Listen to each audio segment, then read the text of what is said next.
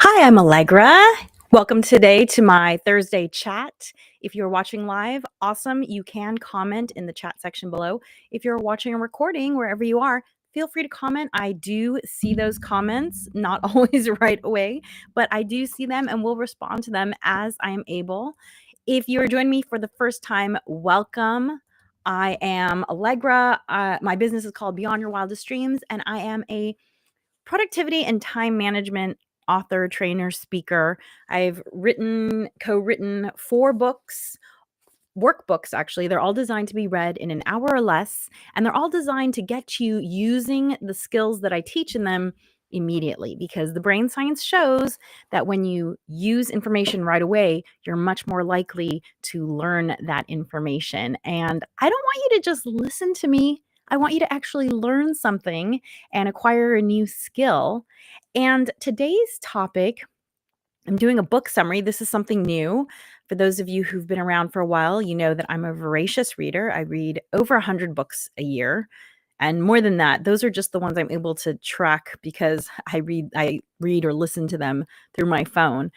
Physical books, I lose count because I don't track that. But over 100 books a year. And I have always wanted to do book summaries because I like to share information that I'm passionate about, and books are one of the things that I'm passionate about. It's the original virtual reality. There's just nothing like a book to have an experience that you couldn't have for yourself, both fiction and nonfiction. I'm actually listening to an interesting Joan Didion book that it's not a book that she meant to publish apparently, because it's a collection of writings from a time when she was traveling through the South in the 70s, and it was published posthumously. But I've been very interested in understanding the American experiences that are so different from my own, because America is such a huge country, and I have lived almost my entire life not only in one state, but in one city. And I recognize that my experience is very localized because of that. And part of being a good citizen is understanding that other citizens might be having different experiences than you. And so I've been wanting to understand the experiences of other Americans, because I really believe the only way we can come together as a country is if we do have some compassion for each other and our different experiences and our shared experiences. And if we think about what it is we want to build in our country, because I do believe that at our most basic, as an anthropologist, as an anthropology student, I recognize that humans as a species, we want a lot of the same things. We want to feel safe and secure, and we want the opportunity to pursue interests that are meaningful to us. And we can only do that if we understand each other. So that's why I'm listening to that book. So today I'm going to talk about a book that I've been listening to as an audiobook called The Tale of the Dueling Neurosurgeons, written by science writer Sam Keen. And I love this book, one, because it's just really easy to consume. It is science that reads like a novel. So if you have a difficulty with reading science, I highly recommend this book. And before I get into it, though, I am going to do my usual thing where I pull a card from this deck of cards and talk about whatever it is. I never know because I don't pull in advance. So let's see. What does it say? By being yourself, you put something wonderful in the world that was not there before. Edwin. By being yourself, you put something wonderful in the world that was not there before. Edwin Elliot. Oh, I love this. I really love this because part of why I do the work that I do is to help you understand that you are a unique individual. Yes, we share a lot because we are all the same species, the same type of animal, but the percentages that make us different in profound ways. And I truly believe that we are all here to share a gift and also to learn a lesson. And I find, maybe you find this too, that the lessons, if you don't learn them, life has a way of giving you the opportunity again and again. Have you ever met anyone who seems to have the same experience over and over again? Either literally they have like the same type of injury happen to them, or they have the same kind of person show up in their life, either as someone that they're dating or maybe as a manager.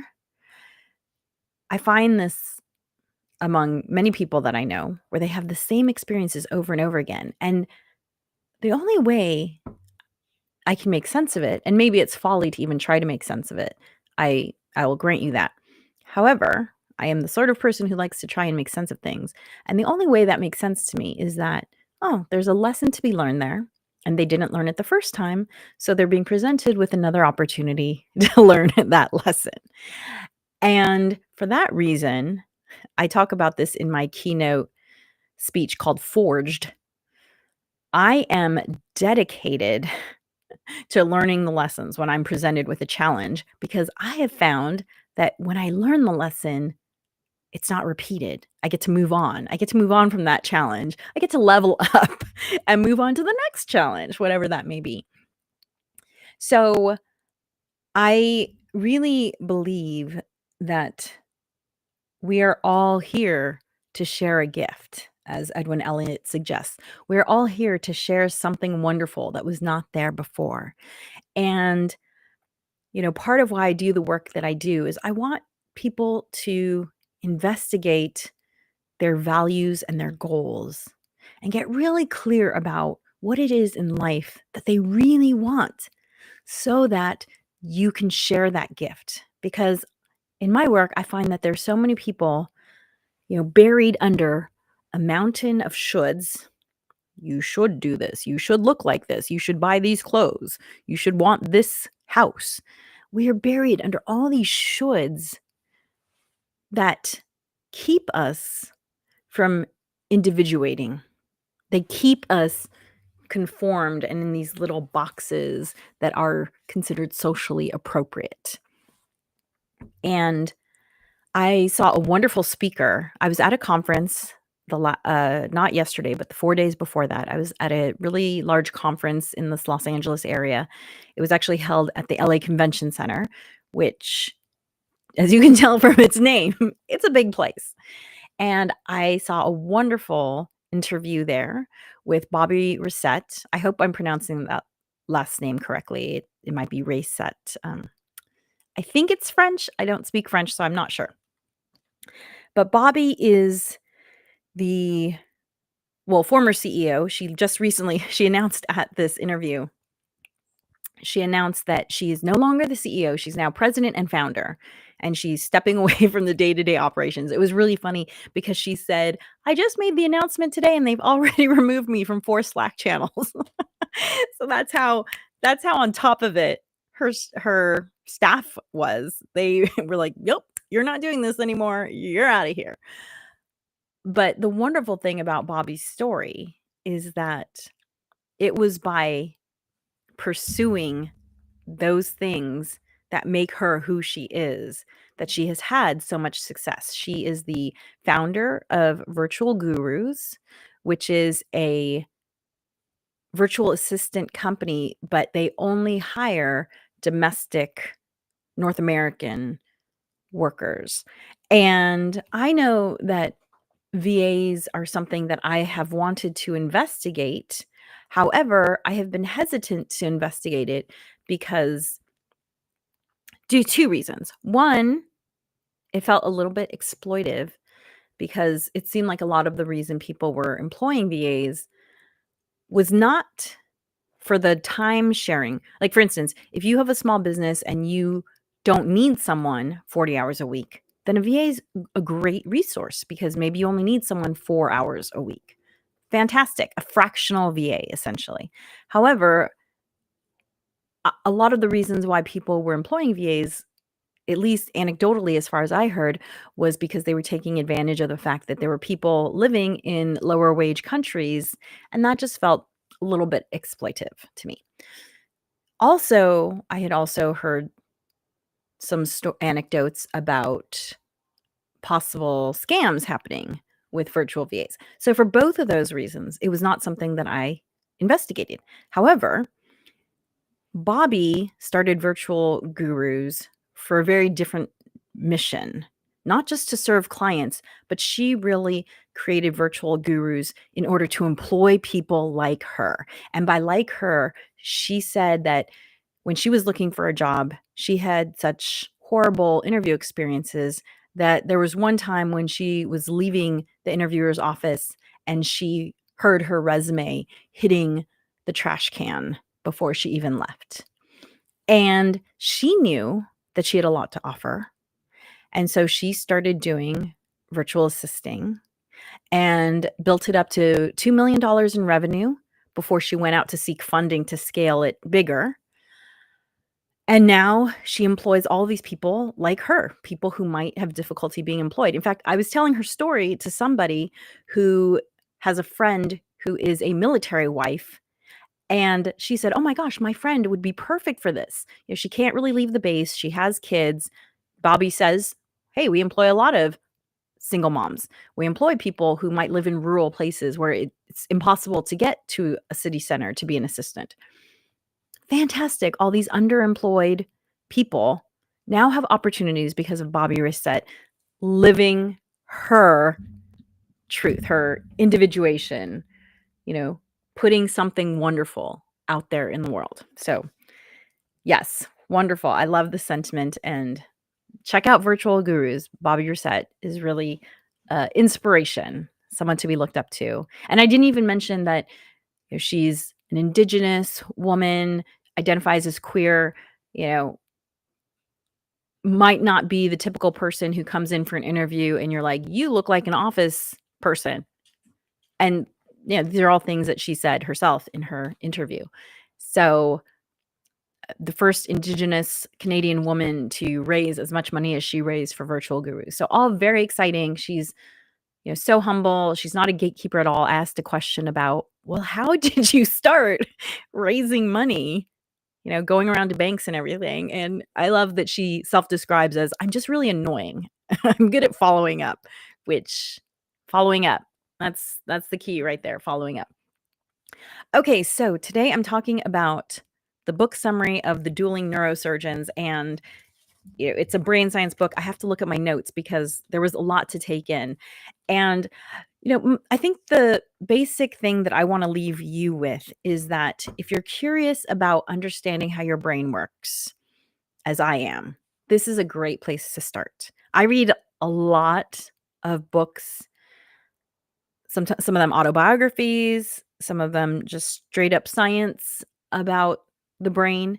And this is a great introduction to the brain, from the chemical through the history of neurosurgery to more recent developments. It's kind of a little bit of a chronological book in terms of going from historical, the beginning of brain surgery. Really fascinating. And the other thing I want to leave you with too is that this book really makes it clear just how complicated, just how many things have to go right for us to show up as, quote unquote, functional humans. There's so many things that can go wrong. I forget which book. I read these two books back to back, so I conflate the information sometimes. One is the Best Minds or something. I have to find it. Yes, The Best Minds, Jonathan Rosen. And then the other one is the Hidden Valley Road. So Hidden Valley Road by Robert Coker and The Best Minds. I read those two books back to back, so sometimes I conflate the information.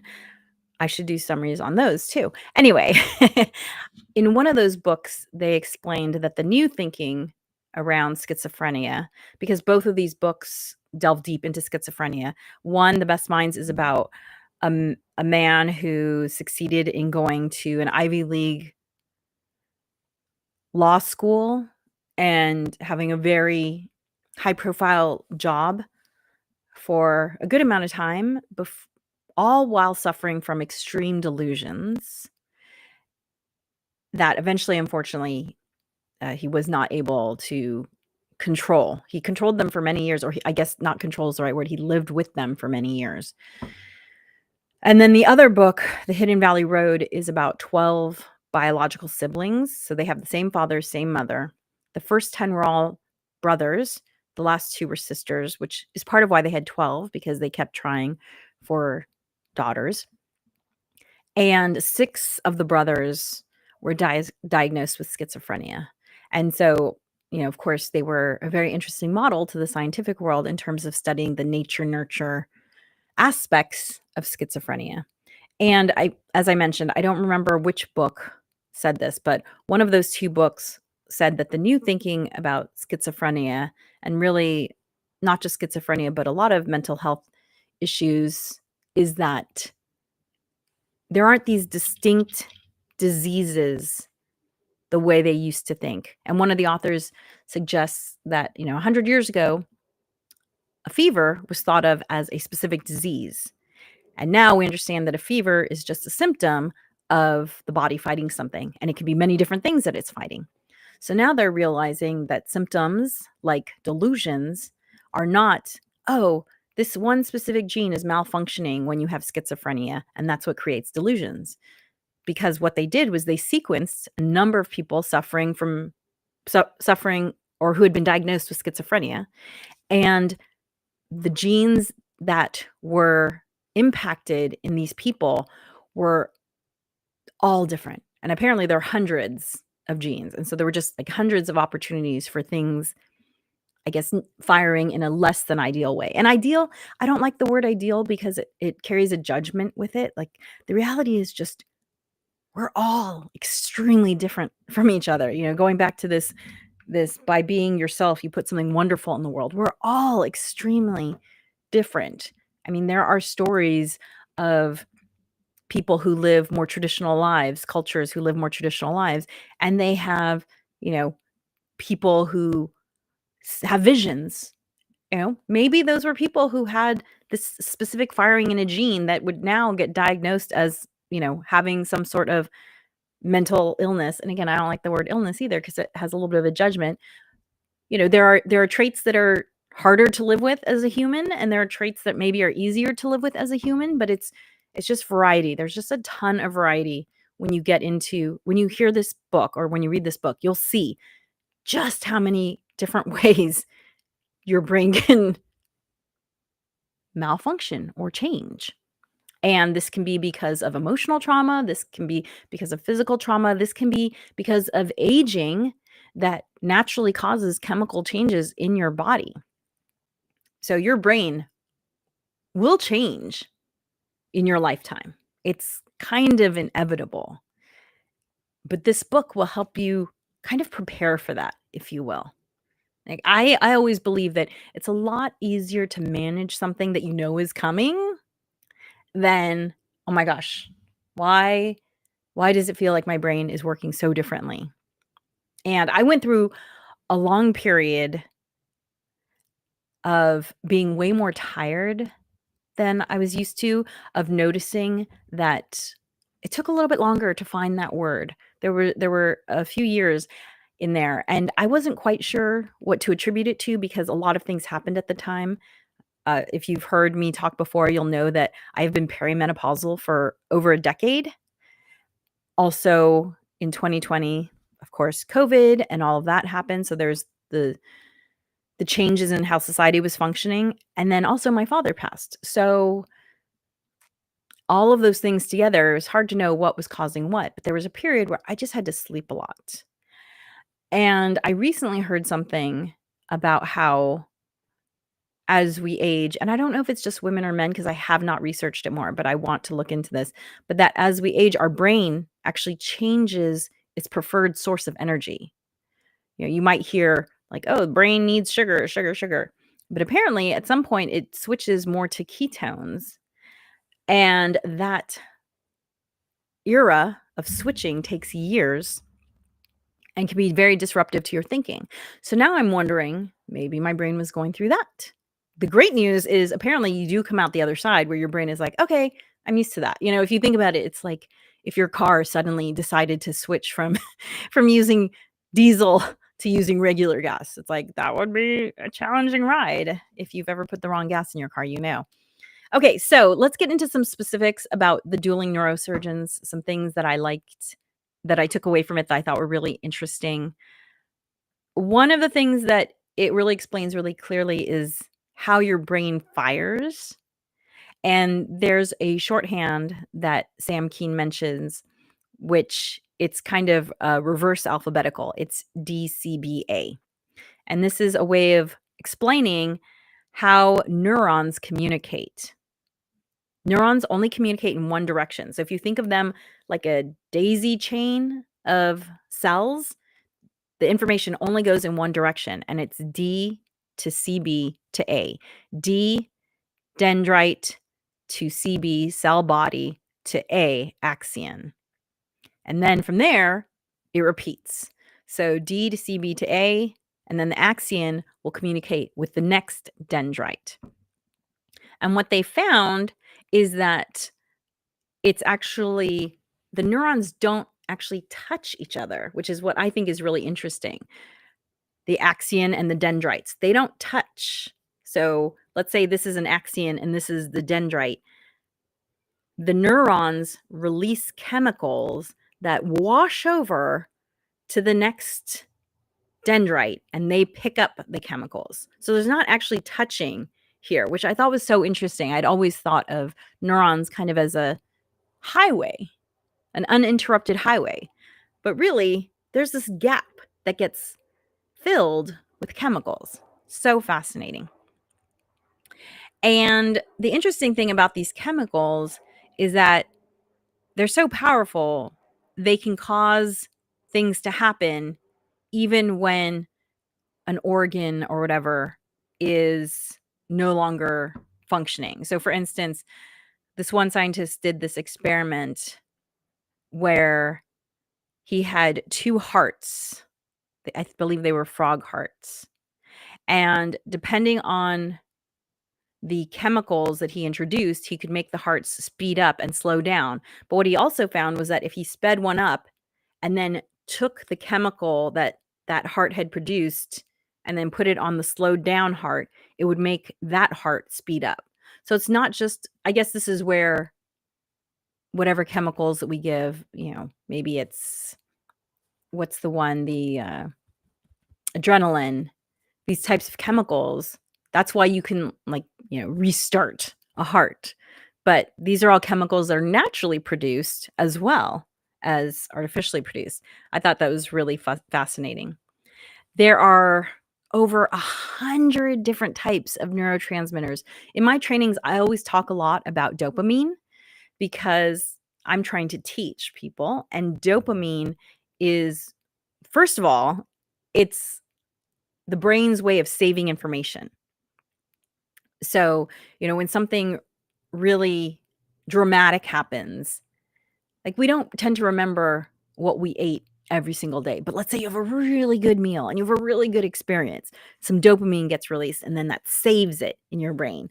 And, all of my trainings that I do, I always try to be very engaging because I know that if I can release dopamine in other people, they're more likely to learn what it is I'm trying to teach. However, dopamine can also be counterproductive because it's also the achievement chemical. Like when you do something, you're like, oh, I did a good job. Yay. Some dopamine gets released. And so I also often talk about how to purposefully release dopamine, but not too much dopamine because you can feel that you've accomplished something when you haven't actually. It can be counterproductive. So I tend to focus on that one a lot. There are 4 that I frequently talk about. I had no idea there were 100 different neurotransmitters, because there are a number of them that just don't apply to what I do. But one of the ones he was talking about how some neurotransmitters can actually do I mean, all neurotransmitters do multiple things, but sometimes they can also do things that seem counter to each other. So, for instance, this one neurotransmitter that he discussed that gets released as we're going to bed, he didn't name it, so I don't know what the name of it is, but it actually both excites and inhibits at the same time. So it seems, counterproductive that it's doing two things, but it excites the brain to get ready for sleep, but then it paralyzes. It sends out, a signal that helps the brain to then send signals to our limbs to paralyze ourselves. And that's what keeps most of us from sleepwalking. Our limbs are literally paralyzed. So I thought that was really fascinating. 100 different transmitters. He also had a really lengthy section about the plasticity of the brain, and plasticity is the understanding that our brains are endlessly changeable, endlessly. I remember when I was growing up, there was this belief that around, as I also studied linguistics in school, that around 13 was kind of when the ability to acquire a language just ended. And we now know the brain is way more plastic than that. And that if you've studied anything to do with the growth mindset, I highly recommend it. Carol Dweck wrote a book called The Growth Mindset. Great book.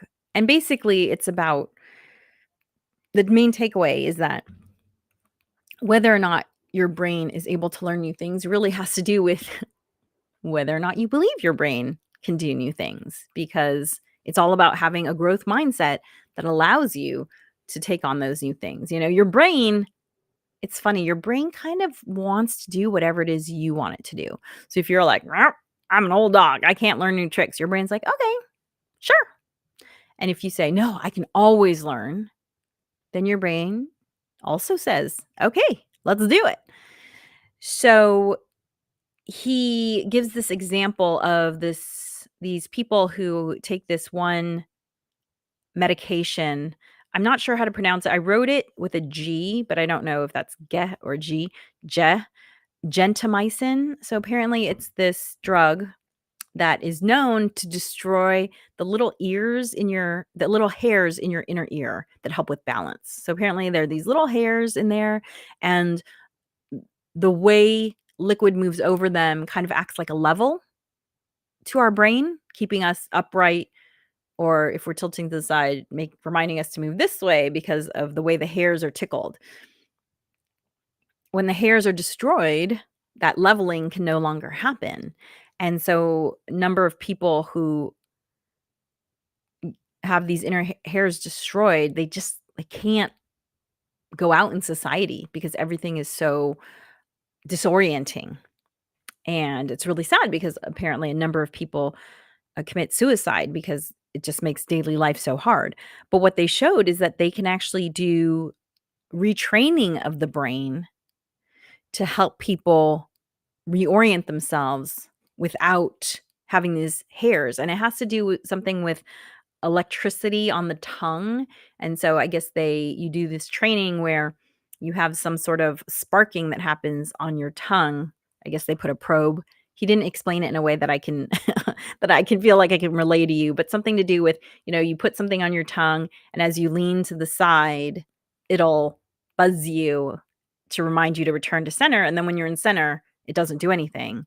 And then as you lean to the side, it buzzes you. And apparently with enough training, this actually rewires the brain to, I guess, remember what standing upright feels like. And some people can just go about with their lives. So I thought that was really, really fascinating. Another interesting example of brain plasticity is the fact that areas that you might think of as not getting stimulated. So, for instance, someone who is vision impaired or even blind, one would think that maybe the vision area of the brain is not firing. However, what has been shown is that people who practice echolocation, which is what bats and dolphins do, right? They use sound bouncing off of objects to orient themselves. And there are people, if you've never seen this, it's really fascinating. People who can completely move around with freedom through echolocation. And he talks at great length about one person who does it very well, and that person's trial and tribulations echolocating. It's really interesting. But when this person, this really accomplished echolocator, when his brain was scanned, it was shown that his vision area was firing when he echolocates. And the hypothesis is that vision, the vision area of the brain, is not just about what we can see through here, but that it also helps to serve with our orientation of ourselves in our surroundings. At least that's the hypothesis, right? Like, science is wonderful, but understanding exactly what's happening, it's not like there's a manual up in the sky where we'll be able to read, like, oh, yes, that one section of the brain, it does this. You know, these are all our best informed understanding, but that the vision section does fire when you're echolocating.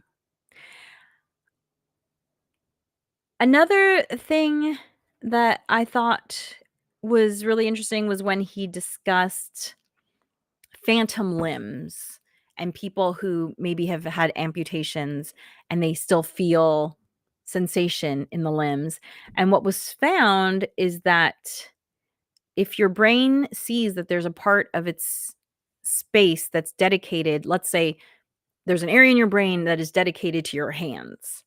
And if you no longer have hands and the brain notices, like, hey, there's some unoccupied space there, I'm going to use that space to wire it to stuff happening with your face. And apparently, there's an area of your brain where your face and your hand actually are close together. And so what they found is that, let's say someone has the left hand amputated and then they scratch an area on their face, they feel the left hand and they understand now that that's why. It's because the face part has recolonized the area that used to be occupied by the left hand, and it's stimulating that left hand brain area when you're touching your face. But they've also shown that through a therapy called mirror box therapy, they can help retrain the brain to understand there is no left hand anymore. You don't need to fire that anymore, because some people will feel pain in the amputated limb that can be very disconcerting. And so there is some training available to help with that. Okay, so I'm just going to leave it there because honestly, this book is so dense. It has so much information. Fantastic. Hopefully, I've piqued your interest. You should definitely read it. It is a wonderful book.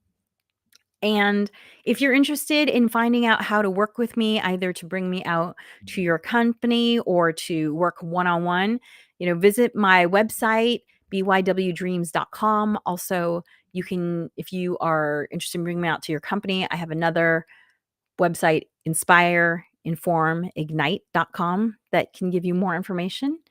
And I will see you next 30. I will see you next Thursday. And remember that planning